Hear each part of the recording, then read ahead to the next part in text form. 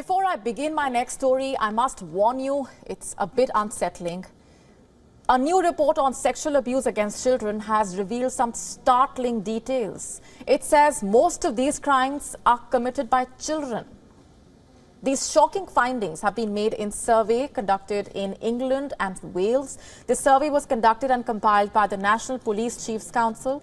It said while offences committed by adults are a reality, but so are sexual offences by those aged 17 or under. Let me just take you through the data. According to the report, in the year 2022, a total of 107,000 reports of alleged sexual offences against children were made to the police in England and Wales. The figure included rape and sharing of indecent images. And out of this, a total of 52% of all alleged offenders were children as compared to just 1/3 around a decade ago.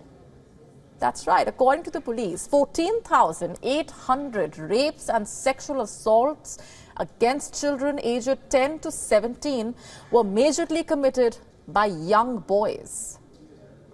The report further states that the most common offences committed by 10 to 17-year-olds was sexual assault on a female. They accounted for 15% of the cases. 12% of rapes of a female under 16 were also committed by 10 to 17-year-olds. These findings are distressing to say the least. They tell you how more children are committing sexual abuse offences against other children in a growing and concerning trend. The question is, what really explains this? Well, the investigators say that this trend is partly fueled by violent porn and access to smartphones. Let me just quote a statement from Ian Critchley, the National Policing Lead for Child Abuse Protection at the National Police Chiefs Council in the UK. He said, and I'm quoting, "I think the crimes are being exacerbated by the accessibility to violent pornography and the ease with which violent pornography is accessible to boys. Clearly, the accessibility to smartphones has just rocketed, and not just in relation to 11 to 16-year-olds, but in relation to under 10s as well. That accessibility has really exacerbated, and I think this is a debate that does need to be had in our society." And this is not the first of its kind report. In December last year, in fact, there was another similar report. It said thousands of young people are being caught sharing or watching indecent images of children.